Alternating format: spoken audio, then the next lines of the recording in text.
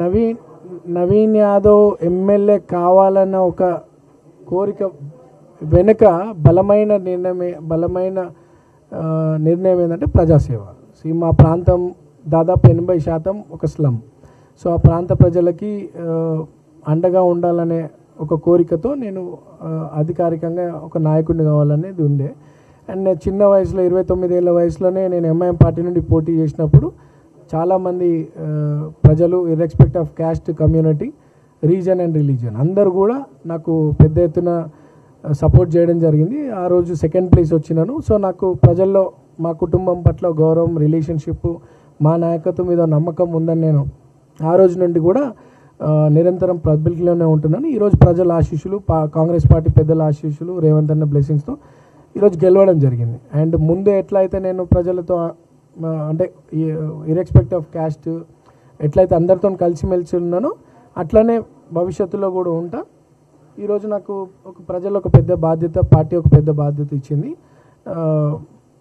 సమస్యలను పరిష్కరిస్తూ ముందు కూడా అట్లనే అందరితో మంచి అందరికీ రెస్పెక్ట్ ఇస్తూ సమస్యలు పరిష్కరిస్తూ ఎమ్మెల్యే హోదా వచ్చినప్పుడు కూడా అట్లనే పబ్లిక్కి కలిసిమెలిసి ఉంటాను చెప్తాను.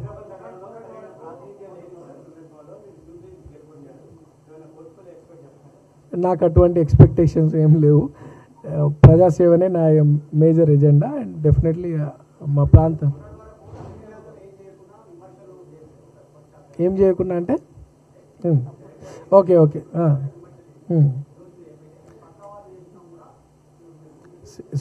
ఒకటి నవీన్ యాదవ్, శ్రీశైలం యాదవ్ కొడుకుగా 40 ఏళ్ళు మా కుటుంబం ప్రజా జీవితంలో ఉంది. మా ఫాదర్కి ఎటువంటి అధికార పవర్ లేకున్నప్పటికీ ఎన్నో తప్పుడు ఆరోపణలు, తప్పుడు నిందలు, తప్పుడు కేసులు పెట్టినప్పటికీ కూడా న్యాయ పోరాటం చేస్తూ ప్రజలనే ఉంటూ ప్రజల సేవ చేసుకుంటూ ఉన్నటువంటి కుటుంబం మాది. నేను ఆర్కిటెక్చర్ కంప్లీట్ చేసిన తర్వాత మా పేరెంట్స్ కోరిక ప్లస్ నా ఇంట్రెస్ట్ ప్రజాసేవ చేయాలనే ఒక ఆలోచనతో చిన్న వయసులోనే ప్రజా జీవితంలో వచ్చిన. 2009 నుండి ఈ రోజు వరకు నేను ఏ తప్పు చేయకుండా కూడా అనేక తప్పుడు ఆరోపణలను పెడుతూ నన్నే కాదు నా కుటుంబ సభ్యులని, నా బంధువులని అందరినీ కూడా క్యారెక్టర్ అసాసినేషన్ చేయడం, గత ప్రభుత్వం నన్ను రాజకీయంగా ఎదగకుండా నాకు అవకాశాలు కల్పించకపోవడం, ఎంఐఎం గెలిచే సీటు ఉన్నప్పటికీ కూడా 2018లో నాకు అవకాశం రాకపోవడం, 23 అవకాశం రాకపోవడం, అది బీఆర్ఎస్ కుట్రని. అవకాశాలు రాకుండా అనేది కామన్. బట్ స్టిల్ తప్పుడు కేసులు పెట్టి నా లైఫే డ్యామేజ్ చేయాలని చాలా ప్రయత్నాలు చేసినారు. బట్ భగవంతుడు ఉన్నాడు, ఇది దేవుడి నిర్ణయము. ఈరోజు ప్రజల ఆశీస్సులతో భగవంతుడు రేవంత్ అన్న రూపంలో వచ్చి మాకు అవకాశం కల్పించిండు. స్థానికంగా ఎన్నో సంవత్సరాలు అసలు ఎప్పుడు కూడా అక్కడ స్థానిక వ్యక్తులకు ఎవరికి అవకాశం రాలేదు. ఈరోజు కాంగ్రెస్ పార్టీ పెద్దల ఆశీస్సులతో నాకు అవకాశం రావడం, దాన్ని ప్రజలు స్వీకరించడం, వాళ్ళ తప్పుడు ఆరోపణలకు మా ప్రజలు జవాబు చెప్పినారు. సో మా ప్రజలకు మేమేందో తెలుసు. ఇటువంటి తప్పుడు ఆరోపణలు ఈ రోజే కాదు 40 ఏళ్ళ నుండి చేస్తూ ఉన్నారు. మేము వాటి గురించి ఆలోచించాం. మాతోనైనంత సేవ చేసుకుంటూ వచ్చినాం. ఈరోజు అధికారికంగా ప్రజల ఆశీర్వాదంతో ఎమ్మెల్యే అయినాను. అండ్ వారి సేవ ఇంకా పెద్ద ఎత్తున చేసుకుంటే ఇంకా మంచి పేరు సంపాదించుకుంటారు. ఆరోపణలు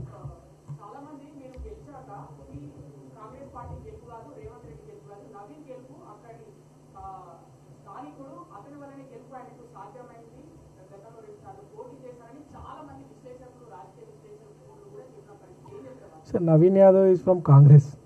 సో నవీన్ యాదవ్ కాంగ్రెస్ పార్టీ అభ్యర్థి. సో అందరి కష్టము, కాంగ్రెస్ పార్టీ పైన ప్రజలకు ఉన్నటువంటి నమ్మకము అండ్ ఇచ్చినటువంటి మాట నెరవేరుస్తూ ఒక్కొక్కటిగా ఇస్తున్నటువంటి సంక్షేమ పథకాలు, మా ప్రాంతంలో చేస్తున్నటువంటి అభివృద్ధి కార్యక్రమాలు అన్నీ కూడా అండ్ మోరోవర్ మా కుటుంబం మీద ఉన్నటువంటి గౌరవం అన్నీ కూడా ప్రజలకు బలమైన నమ్మకం ఏర్పడి నన్ను గెలిపించినారు. కాంగ్రెస్ పార్టీని గెలిపించినారు అండ్ రేవంత్ అన్నని బలపరిచినారు పార్టీ. సో నవీన్ యాదవ్ ఒక్కడి గెలుపు కాదు, నవీన్ యాదవ్ కాంగ్రెస్ పార్టీ గెలుపు కోసం అందరి కష్టం, కృషి ఉంది అండ్ అభివృద్ధి మీద నమ్మకంతో ప్రజలు ఓటేసినారు. అందరు కూడా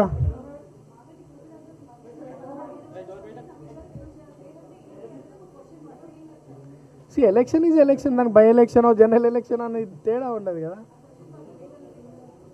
ఒకటి గోపీనాథ్ గారు చనిపోకపోయినా జూబ్లీహిల్స్లో బై ఎలక్షన్ వచ్చేది, అది చాలామందికి తెలియదు. And there was a case pending and almost అది ఫైనల్ జడ్జిమెంట్కి వచ్చే సమయంలో తన కాలం చేయడం జరిగింది. ఒకవేళ గోపీనాథ్ గారు బ్రతుకున్నా జూబ్లీహిల్స్లో బై ఎలక్షన్ వచ్చేది and case was pending at high court. So నేను అది కేసు విత్డ్రా క్లోజ్ చేయడం వల్ల తను చనిపోయినాడు కాబట్టి కేసు క్లోజ్ చేసినాం, లేకపోతే election commission was party in it. So ఎలక్షనే జరిగేది కాదు. క్లోజ్ అవ్వడం వల్ల ఎలక్షన్ కమిషన్కి ఆ మెసేజ్ పోవడం, అక్కడ నుండి సెంట్రల్ ఎలక్షన్ కమిషన్ మెసేజ్ పోవడం, ఎలక్షన్ రావడం. ఎలక్షన్ అనేది ఆయన కాలం చేసింది కాబట్టి వచ్చింది. ఒకవేళ చేయకపోయినా ఎలక్షన్ వచ్చేది. ఎట్టి పరిస్థితుల్లో జూబ్లీహిల్స్ ప్రాంతంలో ఒక ఎలక్షన్ అనేది జరిగింది అండ్ వీ వన్. సో ప్రజల ఆశ.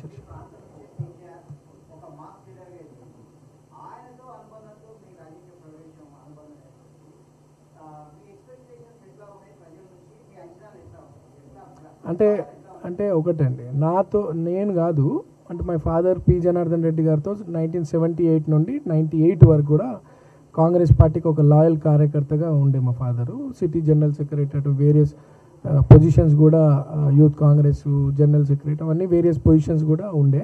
అండ్ పి జనార్దన్ రెడ్డి గారు రైట్ హ్యాండ్గా ఎదిగినారు. పి జనార్దన్ రెడ్డి గారు చేసినటువంటి కార్యక్రమాల్లో మా ఫాదర్ ఉండేది. నేను చిన్నపిల్ల ఉన్నప్పుడు బట్ నా పొలిటికల్ కెరియర్ ఎంఎం పార్టీ నుండి స్టార్ట్ అయింది. తర్వాత మీరు అందరు చూసినట్టు కార్పొరేటర్గా ఎమ్మెల్యేగా పోటీ చేసినాను. తర్వాత జరిగినటువంటివి కూడా మీకు తెలిసిన అవకాశాలు రాలేవు. I was neutral. But Congress party ఇటువంటి యువకుని ప్రోత్సహించాలా, ప్రజలకు అందుబాటులో యువకుని, ప్రజాసేవ చేయాలనుకున్నటువంటి యువకుల్ని ప్రోత్సహించాలని ఒక ఆలోచనతో కాంగ్రెస్ పార్టీ పెద్దలు, ఆ రోజు పీసీసీగా ఉన్నటువంటి రేవంత్ అన్న బ్లెస్సింగ్స్తో కాంగ్రెస్ పార్టీ జాయిన్ అవ్వడం జరిగింది. ఈరోజు ఇది ఒక పెద్ద ఎగ్జాంపుల్. ఓ పక్కకు బీఆర్ఎస్ సమాజానికి ఉపయోగపడాలనుకున్న యువకుల జీవితాలు పాడేసే ఆలోచనలు బీఆర్ఎస్ ఉంటే, అటువంటి యువకుని ప్రోత్సహించే ఆలోచన కాంగ్రెస్ పార్టీ తీసుకుందంటే this is the best example. ఈరోజు నన్ను ఒక ప్రాంతానికి ఎమ్మెల్యేగా పోటీకి అవకాశం కల్పిస్తూ, అంటే ప్రజలకి సేవ చేస్తాను ఒక నమ్మకం పార్టీ పెట్టుకొని నాకు అవకాశం కల్పించడానికి ఇది ఒక పెద్ద ఎగ్జాంపుల్. దాన్ని మా ప్రజలు అంగీకరించి నన్ను మంచి మెజార్టీతో గెలిపించినారు.